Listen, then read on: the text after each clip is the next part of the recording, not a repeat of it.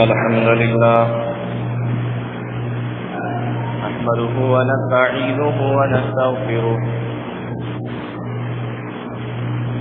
ونعوذ بالله من شرور أنفسنا ومن سيئات أعمالنا من يهده الله فلا مضل له ومن يضلل فلا هادي له وأشهد أن لا إله إلا الله وحده لا شريك له وأشهد أن محمدا عبده ورسوله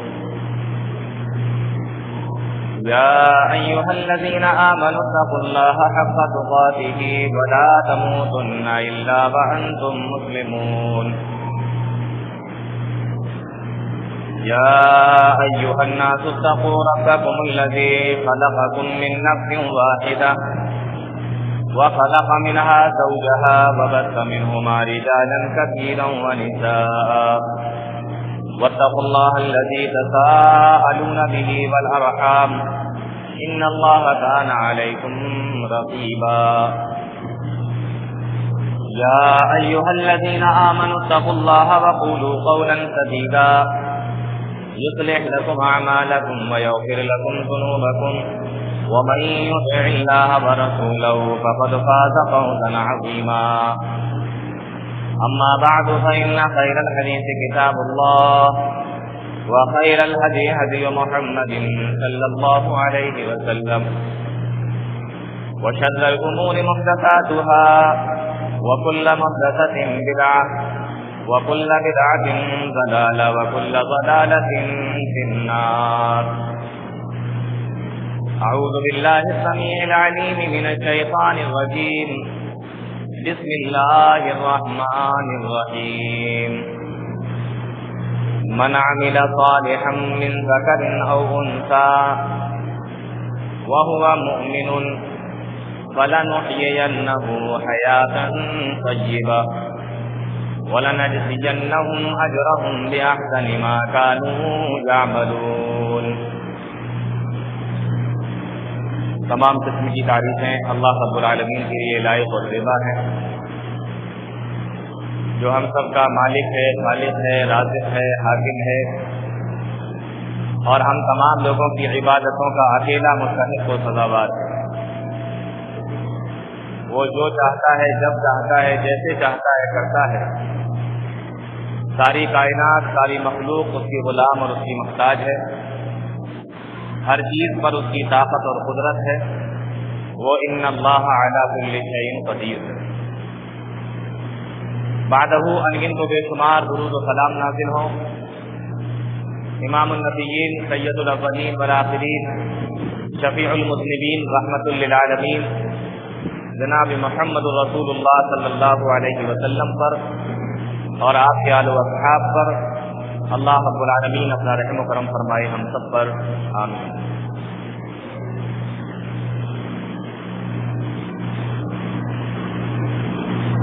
عام طور پر ایسا ہوتا ہے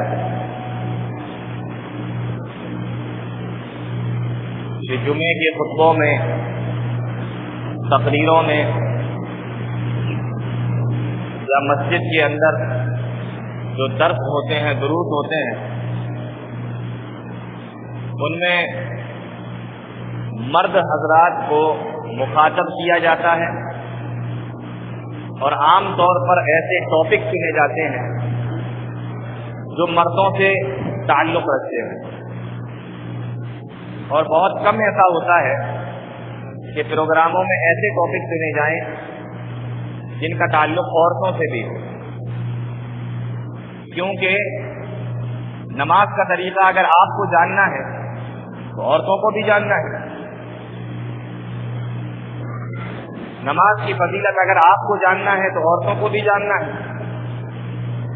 یا اس کے علاوہ اسلام کے جتنے بھی احکام ہیں یا جو مسائل ہیں، قرآن و حدیث کے اندر جو چیزیں بیان کی گئی ہیں وہ مرد حضرات جاننا چاہتے ہیں، اس پر عمل کرنا چاہتے ہیں، اسی طریقے سے عورتوں کو بھی جاننا چاہیے اور جاننا چاہتی ہیں تاکہ وہ بھی اس پر عمل کر سکیں۔ آپ عمل کریں گے آپ کو فائدہ ہوگا، عورتیں عمل کریں گی تو ان کا فائدہ ہوگا. تو مردوں کو تو سننے کو مل جاتا ہے، جمعے کی خطبوں میں سن لیا، تقریروں میں سن لیا، درس میں سن لیا، یا کچھ اگر ذہن میں آیا تو عالم سے، امام سے، کسی حافظ سے مسئلہ معلوم کر لیا. عورتوں کو موقع کم ملتے ہیں. کیا آپ یہ نہیں چاہتے کہ جب آپ جنت میں جائیں تو آپ کے گھر کی عورتیں بھی جنت میں جائیں؟ کون ایسا مرد ہے یہاں پر جو یہ چاہتا ہو کہ نہیں میں تو جنت میں چلا جاؤں لیکن میری بیوی، میری بہن، میری بیٹی، میری ماں وہ جہنم میں چلی جائے، ہمیں کوئی پرواہ نہیں؟ میں سمجھتا ہوں کہ شاید کوئی بھی ایسا ایک بھی آدمی نہیں ہو. تو آج جو میں نے ٹاپک چنا ہے اس میں مرد بھی مخاطب ہیں اور عورتیں بھی مخاطب ہیں، تاکہ ان کے کانوں میں بھی کچھ ایسی باتیں پہنچ جائیں کہ انہیں کیا کرنا ہے، کیا نہیں کرنا ہے، کس طریقے کی زندگی گزارنا ہے. اور اسی تعلق سے میں نے آیت پڑھی. آیت میں اللہ رب العالمین فرماتا ہے من عمل صالحا من ذکر او انثى، من عمل صالحا من ذکر او انثى، چاہے کوئی مرد ہو یا کوئی عورت ہو، اگر نیک کام کرتا ہے، اچھے عمل کرتا ہے، وَهُوَ مُؤْمِنٌ، ایمان والا ہے، اسلام والا ہے، یعنی مسلمان ہونا چاہیے. اچھے کام تو دوسرے لوگ بھی کرتے ہیں لیکن وہ اللہ کے یہاں قبول نہیں، ان کا بدلہ ان کو زندگی کے اندر مل جاتا ہے، اللہ کے یہاں وہ قبول نہیں. اللہ کے یہاں اگر اجر پانا ہے تو شرط ہے کہ مسلمان ہونا چاہیے، اسلام والا ہونا چاہیے. من عمل صالحا من ذکر او انثى وهو مؤمن، چاہے مرد ہو یا عورت ہو، اگر اچھے عمل کرتا ہے فهو مؤمن، اگر وہ مسلمان ہے، فَلَنُحْيِيَنَّهُ حَيَاةً طَيِّبَةً، تو ہم اس کی دنیا کی زندگی کو بھی بہتر بنا دیں گے. پہلا فائدہ نیک عمل کرنے کا، نیک بننے کا. فَلَنُحْيِيَنَّهُ حَيَاةً طَيِّبَةً، ہم ان کی دنیا کی زندگی کو اچھا بنا دیں گے. وَلَنَجْزِيَنَّهُمْ أَجْرَهُمْ بِأَحْسَنِ مَا كَانُوا يَعْمَلُونَ، اور جو بھی وہ عمل کر کے ہمارے پاس میں آئیں گے ہم ان کو اس کا پورا بدلہ دیں گے. وَلَنَجْزِيَنَّهُمْ، ہم ان کو پورا بدلہ دیں گے جو بھی وہ عمل کر کے دنیا پہ آئیں گے. تو مردوں کے لیے بھی عورتوں کے لیے بھی دو فائدے. نیک عمل کریں، شرط یہ ہے کہ مسلمان ہو، مومن ہو، مشرک نہ ہو، اور دنیا کے اندر کی زندگی بہتر اور آخرت کی زندگی بھی بہتر. جب ہم تاریخ کو پڑھتے ہیں، حدیثوں کو پڑھتے ہیں، تو ہمیں ایک ایسا نام ملتا ہے جو ہماری عورتوں کے لیے بھی اور جو مرد حضرات ہیں ان کے لیے بھی ایک ماڈل کے طور پہ آپ پیش کر سکتے ہیں، ایک اسوے کے طور پر، اسوہ کے طور پر آپ پیش کر سکتے ہیں. اور میں جن کا ذکر کرنے والا ہوں ان کا نام آپ نے بارہا سنا ہوگا، اور وہ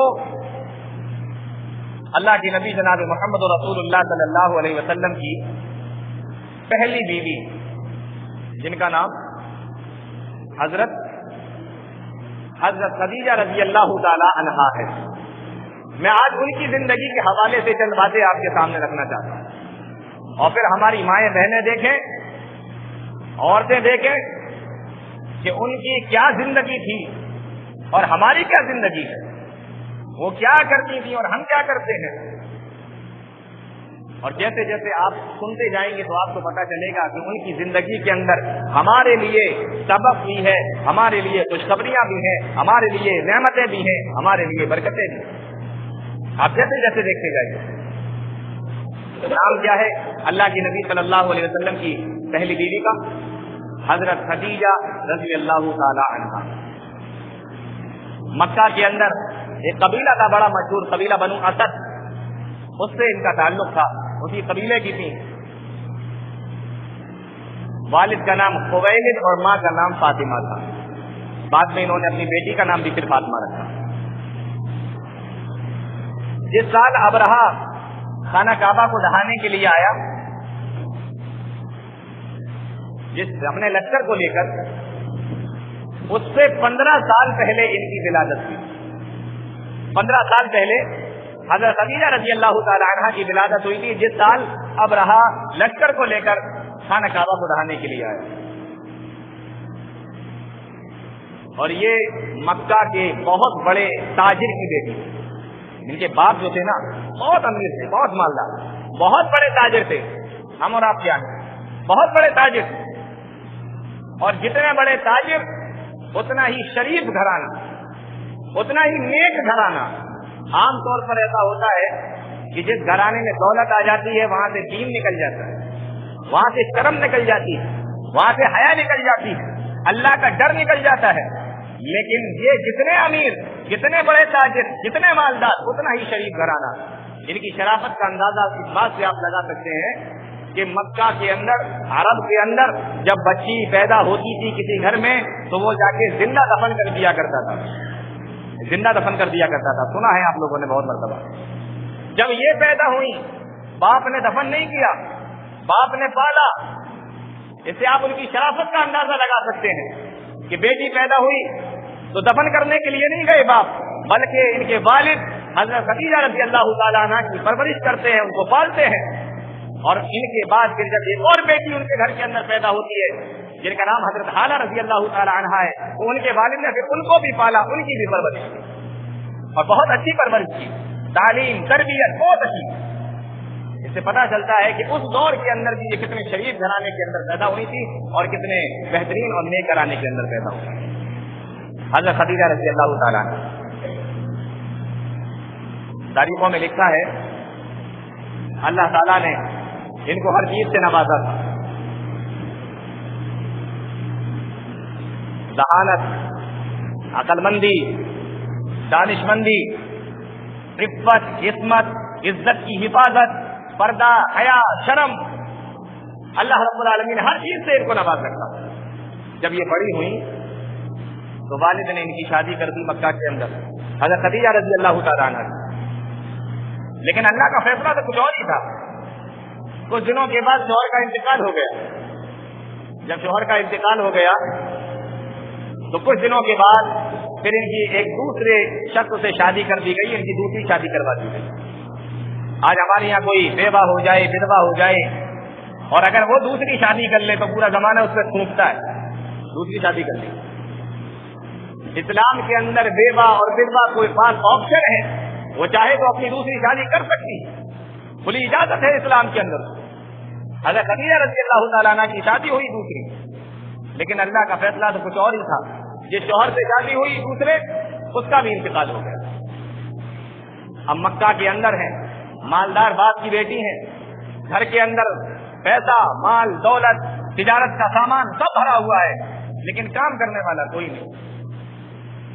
تو بہت انتظار میں تھی کہ کوئی ایسا آدمی مل جائے جس کو ہم اپنی اجرت پر رکھ لیں، اس کو ہم پیسے دیا کریں، وہ ہمارا سامان بیچا کرے، تجارت کیا کرے ہمارے سامان کی۔ کپڑے کا کام ہوتا تھا ان کے گھر میں۔ یہ ان دنوں کی بات ہے جب اللہ کے نبی صلی اللہ علیہ وسلم کے بارے میں پورے مکہ کے اندر یہ چرچا تھا۔ نام کوئی نہیں لیتا تھا، نبی کا نام محمد صلی اللہ علیہ وسلم، نام کوئی نہیں لیتا تھا۔ جو بھی دیکھتا، جو بھی بلاتا، صادق اور امین کہہ کر بلایا کرتے تھے۔ صادق مطلب سچے، امین مطلب امانت دار۔ یہ آواز اڑتے اڑتے حضرت خدیجہ کے کانوں میں پہنچی، حضرت خدیجہ کے کانوں میں پہنچی۔ انہوں نے اپنے گھر کی عورتوں سے مشورہ کیا کہ یہ کون ہے جن کو سارا مکہ امین اور امانت دار اور صادق کہہ کر بلاتا ہے؟ ہم چاہتے ہیں کہ اپنے تجارت کا سامان انہی سے بکوائیں، ہم اپنا سامان انہی سے بکوائیں۔ اللہ کے نبی صلی اللہ علیہ وسلم سے بات چیت ہوئی، پیارے نبی صلی اللہ علیہ وسلم راضی ہو گئے۔ فیصلہ یہ ہوا مال تمہارا رہے گا، محنت ہماری رہے گی، جو بھی منافع آئے گا آدھا آدھا بانٹ لیا جائے گا۔ آج بھی اگر کوئی ایسے کوئی کام کرنا چاہتا ہے کہ پیسہ کسی اور کا، محنت کسی اور کی، اور منافع آدھا آدھا بانٹ لیا جائے، تو آج بھی اس بات کی اجازت ہے، وہ یہ کام کر سکتا ہے، شریعت نے اس کی اجازت ہے۔ اللہ کے نبی صلی اللہ علیہ وسلم حضرت خدیجہ رضی اللہ تعالیٰ عنہ کا وہ سامان تجارت لے کر ملک شام گئے، اور حضرت خدیجہ کا ایک غلام ان کے ساتھ میں گیا۔ اللہ کے نبی صلی اللہ علیہ وسلم اپنا وہ سارا سامان بیچ کر واپس آئے، تو منافع جتنی ہوا کرتی تھی اس سے زیادہ منافع ہوئی. اور غلام نے آ کر بتایا کہ یہ تو بڑے شریف آدمی ہیں. مکہ والے جن کو صادق کہتے ہیں, امین کہتے ہیں, وہ ایسے ہی نہیں کہتے. یہ تو بڑے امانت دار ہیں. ان کے سامان بیچنے کا طریقہ بھی بڑا الگ تھا. جو اچھا سامان ہوتا تھا اس کا ڈھیر الگ لگا دیتے تھے, اور جو تھوڑا سا سامان خراب ہوا کرتا تھا اس کا ڈھیر الگ لگا دیتے تھے. ایسا نہیں ہے کہ خراب سامان کو اچھے سامان کے ساتھ میں ملا دیا جائے اور پھر وہ اسی ریٹ میں اچھے سامان کے ریٹ میں اس کو بھی بیچ دیا جائے. ان کا یہ طریقہ نہیں تھا. عام طور پہ جو لوگ کاروبار کرتے ہیں کیا کرتے ہیں, اچھے مال کے اندر خراب مال ملا دیا. سیکھو اللہ کے نبی جناب محمد رسول اللہ صلی اللہ علیہ وسلم سے تجارت کرنا. پیارے نبی کیسے تجارت کیا کرتے تھے وہ سیکھو. تجارت کرنے کے دو طریقے ہوتے ہیں, یا تو آپ نبی کے طریقے پر تجارت کر لیجئے, یا جھوٹ کے ساتھ, فراڈ کے ساتھ, دھوکے کے ساتھ, سود کے ساتھ, بیاج کے ساتھ آپ کاروبار کر لیجئے, تجارت کر لیجئے. اور مسلمانوں کے لیے نبی کا اسوہ ان کی زندگی میں ہونا چاہیے. تو انہوں نے اس غلام نے آ کے بتایا, کہا کہ یہ تو بڑے شریف آدمی ہیں, ان کے تو مال بیچنے کا طریقہ ہی الگ ہے. لوگوں سے بولتے بڑے اچھے طریقے سے. کچھ لوگ ہوتے ہیں دکانداروں کو آپ دیکھو, سامان تو سارا اس کی دکان میں ملتا ہے لیکن بات کرنے کا طریقہ نہیں ہوتا. کسٹمر کو کیسے ڈیل کیا جائے وہ بھی ان کو نہیں آتا ہے. ایسا لگتا ہے کہ ابھی سامان دیتے میں لڑ پڑیں گے. کوئی مال کو کم تو اللہ ہے, کوئی خراب اور اچھے مال کو ملا دے رہا ہے. عجیب طریقے سے لوگوں نے بزنس کے طریقے بنا دیے. اللہ کے نبی صلی اللہ علیہ وسلم کا طریقہ دیکھو بزنس کرنے کا. وہ غلام آ کے بتاتا ہے کہ یہ تو بڑے شریف آدمی ہے اور ان کے تجارت کرنے کا طریقہ بھی بڑا الگ ہے. انہوں نے اچھے مال کو ایک طرف رکھا اور خراب مال کو ایک طرف رکھا. اچھے مال کی قیمت الگ لگائی اور خراب مال کی قیمت الگ لگائی, اور کہا کہ اگر کم میں لینا چاہتے ہو تو یہ والا لے جاؤ, یہ کم میں دے دیں گے, اور اگر اچھا والا لینا چاہتے ہو تو اس کے لیے پیسے زیادہ دینا پڑیں گے. اس طریقے سے یہ کاروبار کر رہے تھے. اس طریقے سے سارا مال بڑی آسانی کے ساتھ میں بک گیا. اس نے آ کے بتایا. حضرت خدیجہ نے جب یہ سنا تو کہنے لگی کہ مجھے تو ایک ایسے آدمی کی تلاش ہی ہے, اور ان سے بڑی آدمی ہمیں کہاں ملے گا. حضرت خدیجہ کی عمر 40 سال ہے. حضرت خدیجہ رضی اللہ تعالی عنہا نے اللہ کے نبی صلی اللہ علیہ وسلم کے گھر میں نکاح کا پیغام بھیج دیا کہ ہم ان سے شادی کرنا چاہتے ہیں, اگر آپ لوگ راضی ہوں تو ہمیں ان سے شادی کرا دیجیے. نکاح کا پیغام بھیج دیا. حضرت خدیجہ رضی اللہ تعالی عنہا نے, ہم مسلمانوں سنو, یہاں سے ہمیں یہ سبق ملا کہ اگر کسی کے گھر میں لڑکیاں ہیں, بیٹیاں ہیں, تو وہ اپنی لڑکی کا پیغام, اپنی بیٹی کا پیغام لڑکے والوں کے گھر پہ پہنچا سکتے ہیں. آج ہمارے یہاں اگر لڑکی والے پیغام لڑکے والوں کے گھر پہ پہنچا دیں تو طرح طرح کی باتیں ہوتی ہیں. اگر لڑکی اچھی ہوتی تو رشتے چل کر آتے, ان کو گلی گلی بھٹکنا نہ پڑتا, دروازے دروازے بھٹکنا نہ پڑتا, ایسے تانے مارتے.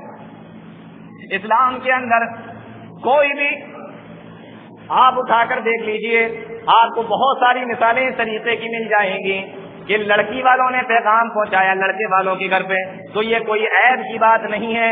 اگر کسی کے گھر میں لڑکیاں ہیں اور وہ اپنی لڑکی کا, بیٹی کا, بہن کا پیغام لڑکے والوں کے گھر پہ پہنچا دیں, جس طریقے سے لڑکے والوں کا پیغام لڑکی والوں کے گھر پہ آتا ہے تو کوئی عیب کی بات نہیں ہے. اسی طریقے سے لڑکی والوں کا پیغام اگر لڑکے والوں کے گھر پہ چلا گیا تو بھی کوئی عیب کی بات نہیں ہے. حضرت خدیجہ نے اپنا پیغام پہنچایا شادی کا. اور دوسری بات غور کرنے کی یہ ہے, 2 شوہروں کا انتقال ہو چکا ہے, امیر ہیں, مالدار ہیں, بیوہ ہو چکی ہیں, لیکن اپنی عزت کی حفاظت کی, اپنی عزت کی حفاظت کی اور کوئی بھی غلط قدم نہیں اٹھایا.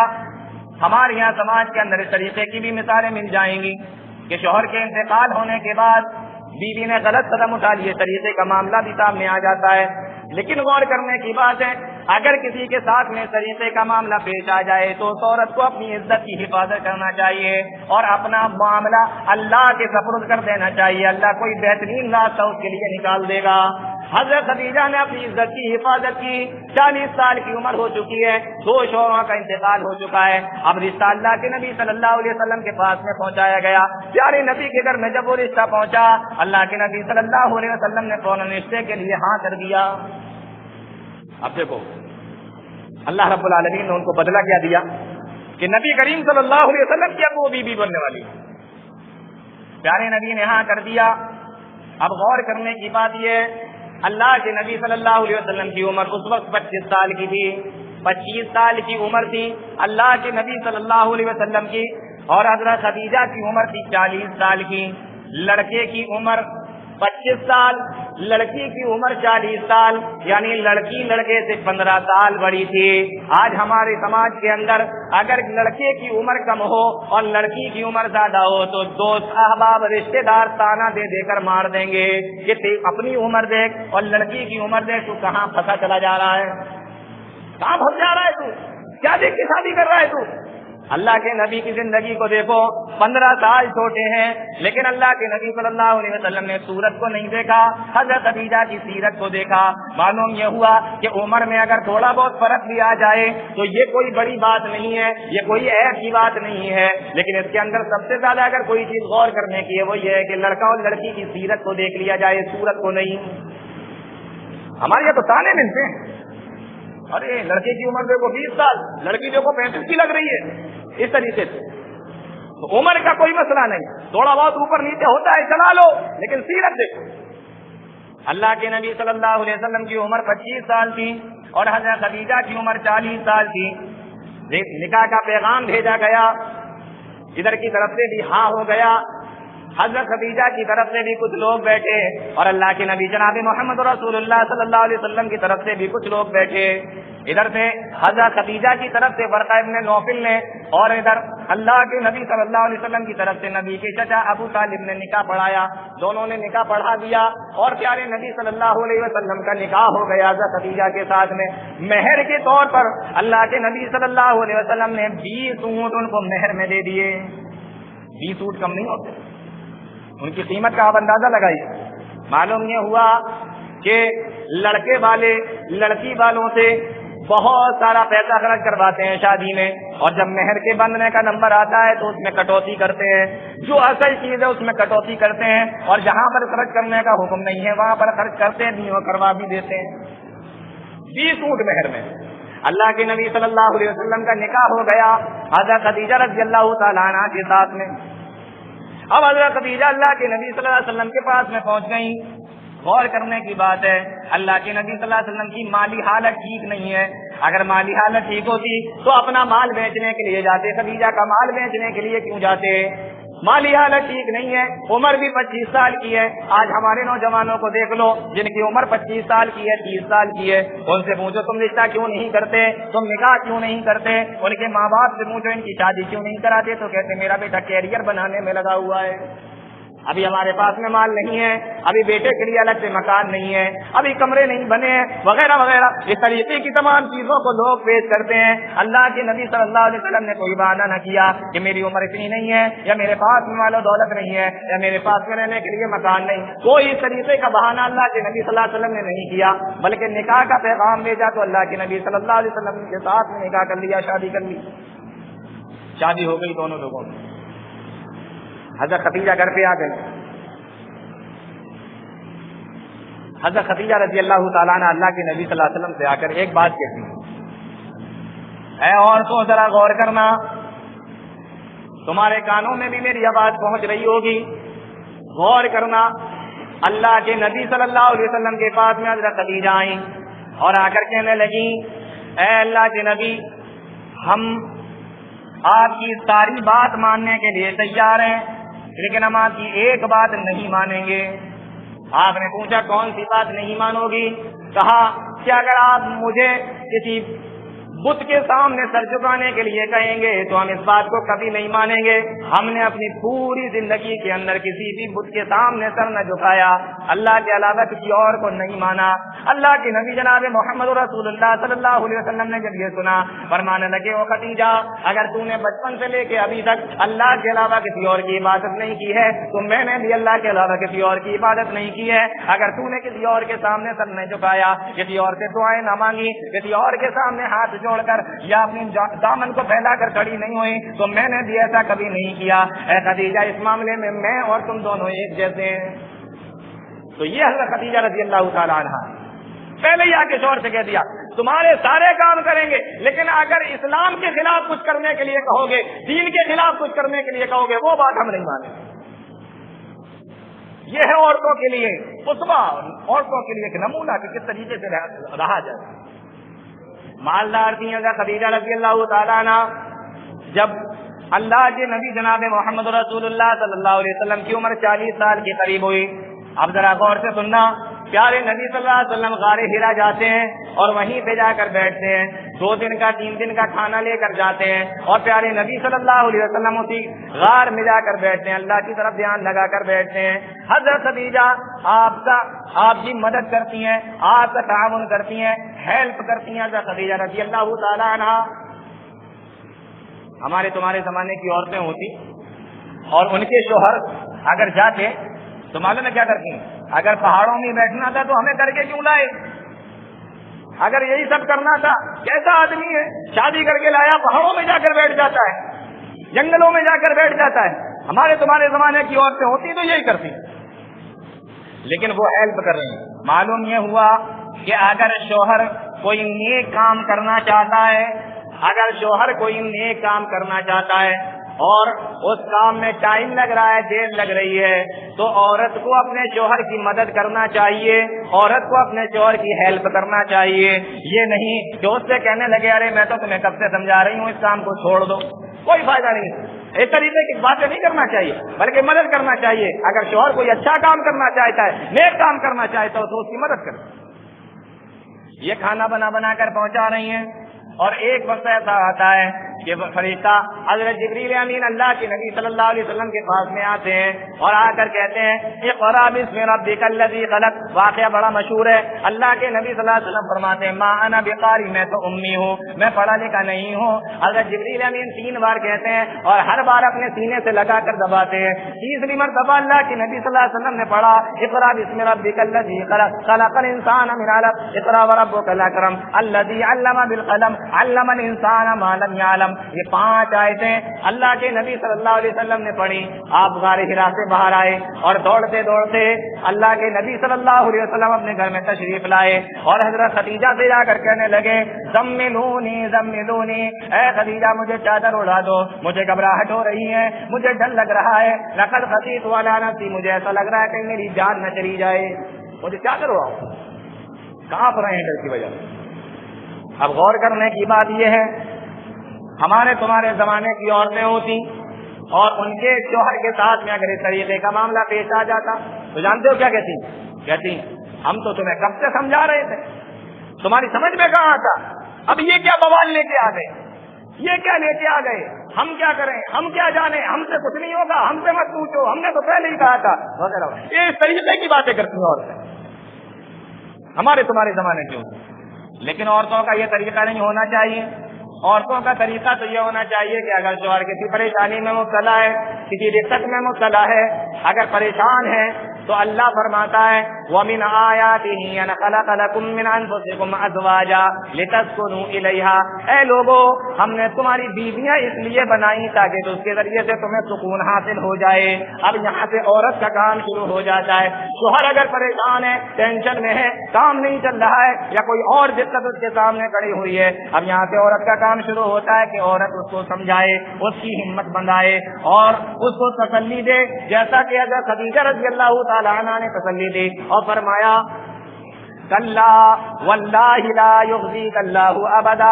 ہرگز نہیں, آپ جو یہ کہہ رہے ہیں کہ مجھے اپنی جان کی فکر ہو رہی ہے, ایسا کبھی نہیں ہوگا. ما یخزیک اللہ ابدا انک لتصل الرحم وتحمل الکلا, کیونکہ آپ رشتہ داری نبھاتے ہیں, وتحمل الکلا اور دوسروں کا بوجھ اٹھاتے ہیں, وتقری الضیف اور مہمان نوازی کرتے ہیں, وتعین علی نوائب الحق اور حقداروں کا حق دلواتے ہیں. جس کے اندر یہ تمام خوبیاں پائی جاتی ہوں, اللہ اس کے ساتھ میں اس طریقے کا معاملہ نہیں کر سکتا.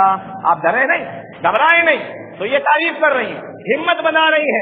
تو ایک بیوی کو اس طریقے کا ہونا چاہیے کہ وہ اپنے شوہر کی ہمت بنائے, تسلی بنائے, اس کو سکون اور اس کے اطمینان کی باتیں اس کے ساتھ میں کرے.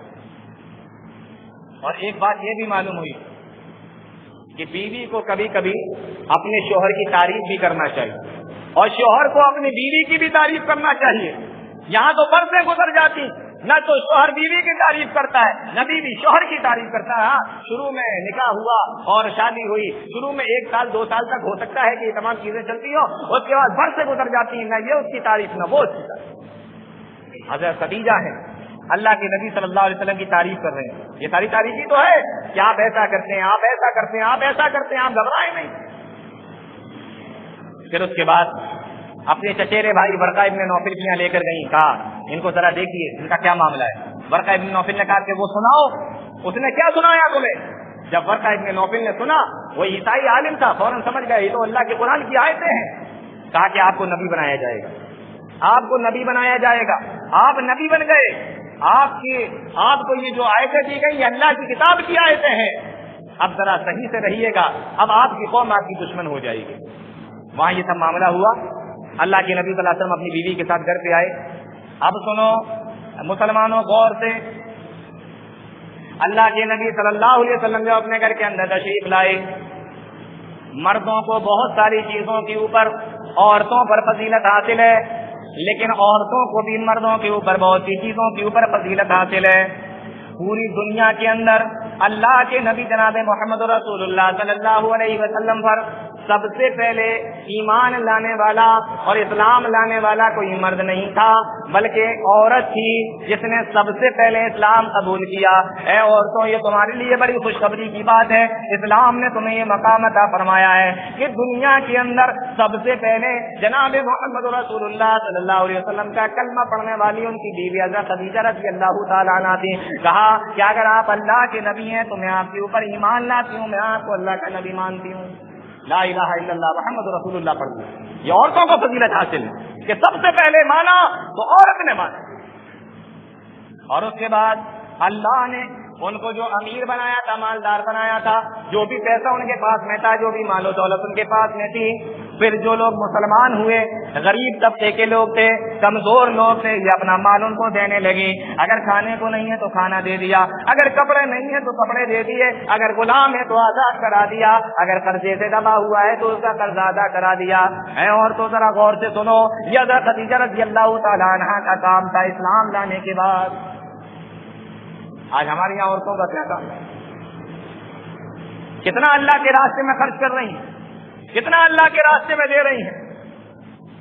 مرد جس طریقے سے بھی ہوتا ہے اسلام کا تعاون کرنے کی کوشش کرتے ہیں، اللہ کے دین کو آگے بڑھانے کی کوشش کرتے ہیں، لیکن یہ کام صرف مردوں کا تو نہیں ہے، اس میں عورتوں کو بھی تو حصے دار بننا ہے.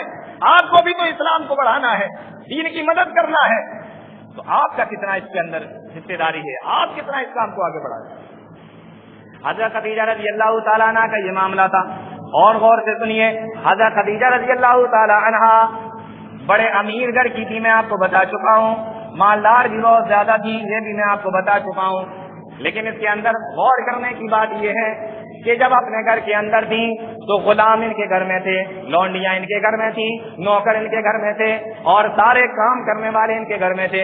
لیکن جب یہ اللہ کے نبی صلی اللہ علیہ وسلم کے گھر میں آ گئیں تو اللہ کے نبی صلی اللہ علیہ وسلم کے گھر میں آنے کے بعد اب یہ تانا نہیں مارتی اللہ کے نبی کو. اب یہاں نہ تو نوکر ہیں، نہ غلام ہیں، نہ لونڈیاں ہیں، نہ باندیاں ہیں، اب یہاں سارے کام ان کو اپنے ہاتھ سے کرنا پڑ رہے ہیں. معلوم یہ ہوا کہ اگر کسی مالدار لڑکی کا نکاح، مالدار لڑکی کی شادی اگر کسی غریب لڑکے کے ساتھ میں ہو جائے، یا اس نے مقابل کا نہیں ہے جتنا کہ اس کے پاس میں مال و دولت ہے، اگر کسی کمزور یا غریب لڑکے کے ساتھ میں یا کم پیسے والے لڑکے کے ساتھ میں ہو جائے تو عورت کو نبھانا چاہیے.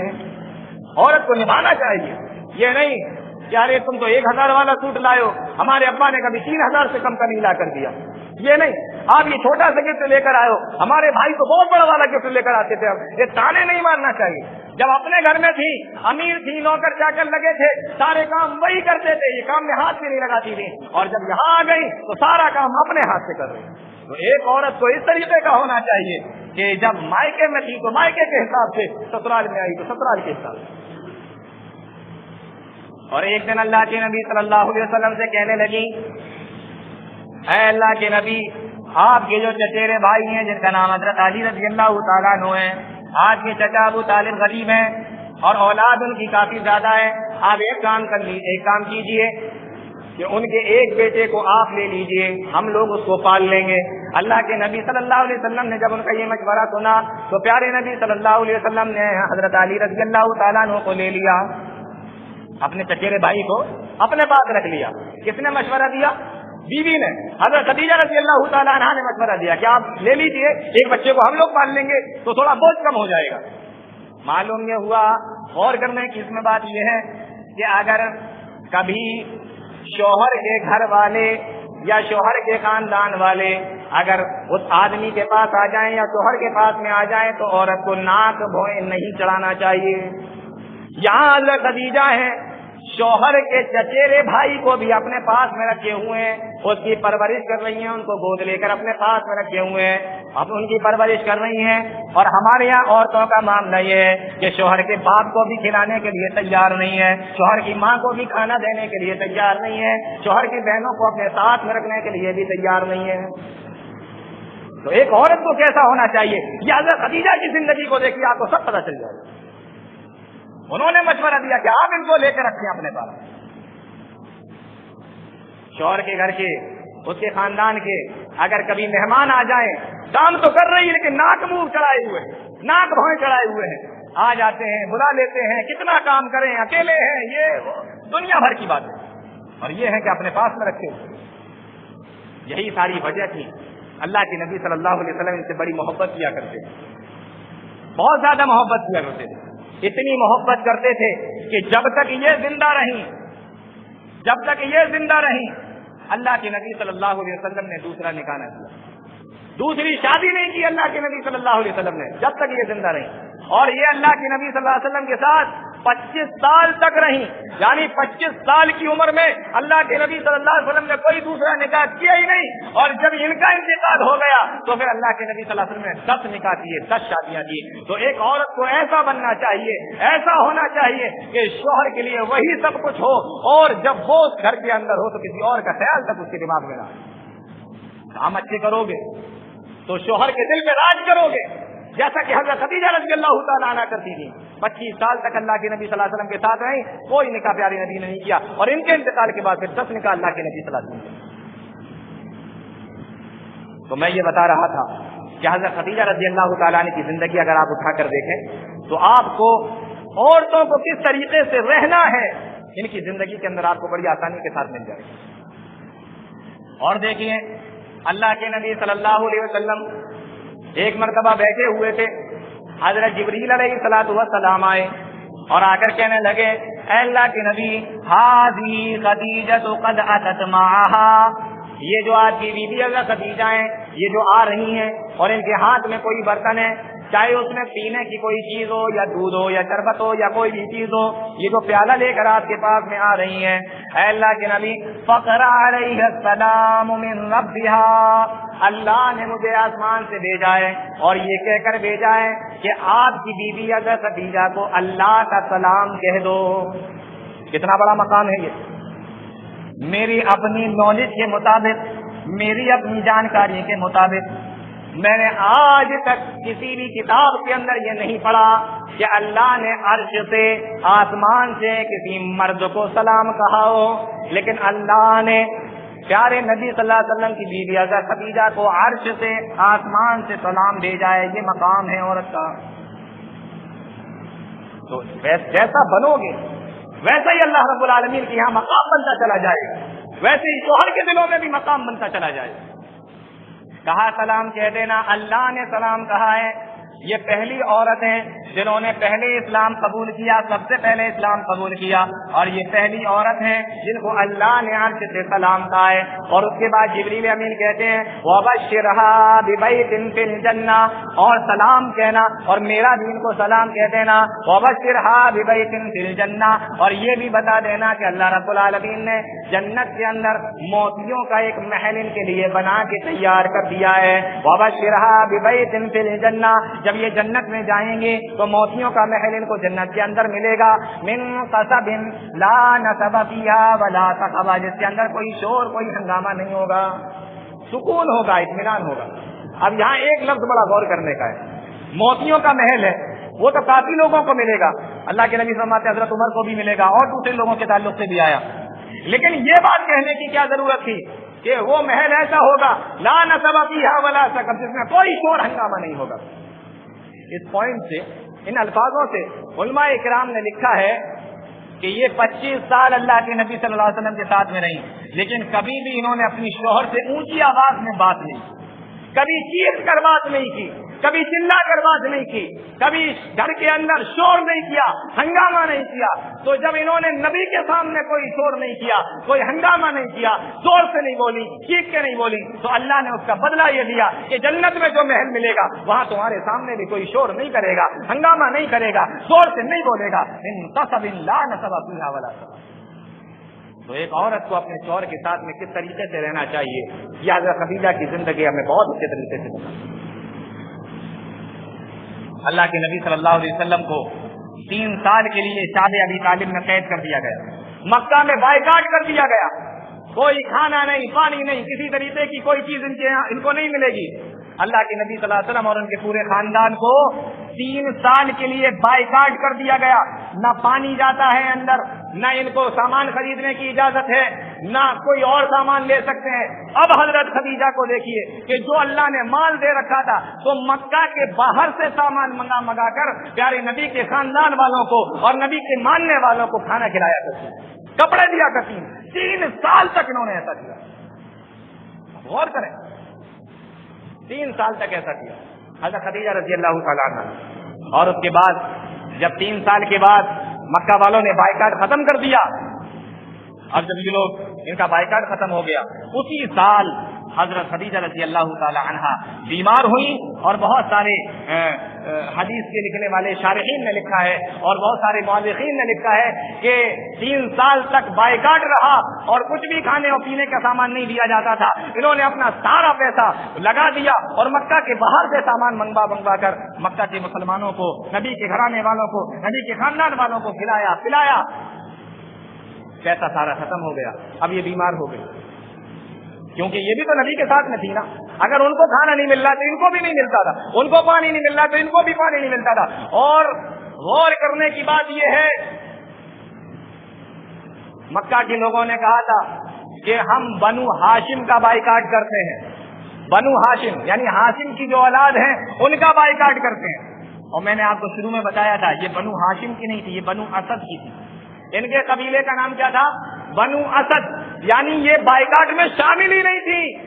اگر یہ چاہتی تو کھاتی پیتی، ان کے لیے مکہ کا سارا بازار کھلا ہوا تھا، یہ جیسے چاہتی ویسے رہتی، کیونکہ انہوں نے بائیکاٹ کیا تھا بنو ہاشم کا اور یہ تھی رہنے والی بنو اسد کی۔ لیکن اپنے شوہر کا ساتھ چھوڑنا انہوں نے گوارا نہ کیا۔ 3 سال تک اگر شوہر کا بائیکاٹ رہا تو یہ انہی کے ساتھ میں رہی، لیکن انہوں نے ان کا ساتھ نہیں چھوڑا۔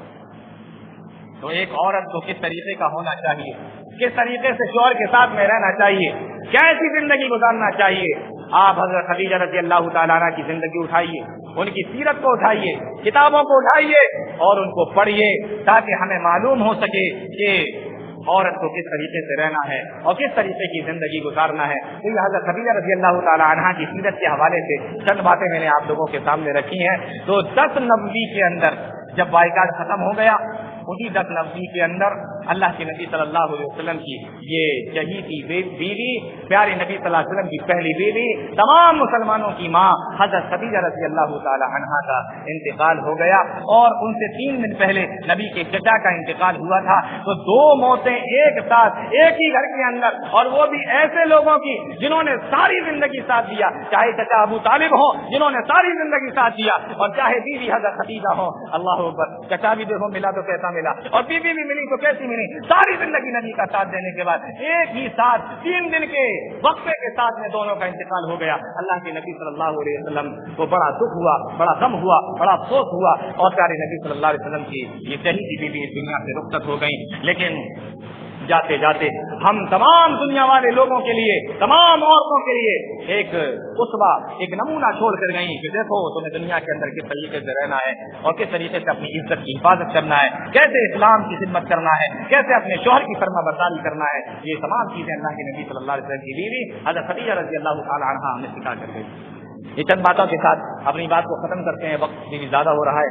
اللہ تعالیٰ ہم تمام لوگوں کو نیک عمل کی توفیق عطا فرمائے، قرآن و حدیث کو سمجھنے کی، اس پر چلنے کی توفیق عطا فرمائے، آمین۔ اقول قولی هذا استغفر الله لي ولكم ولسائر المسلمين فاستغفروه انه هو الغفور الرحيم۔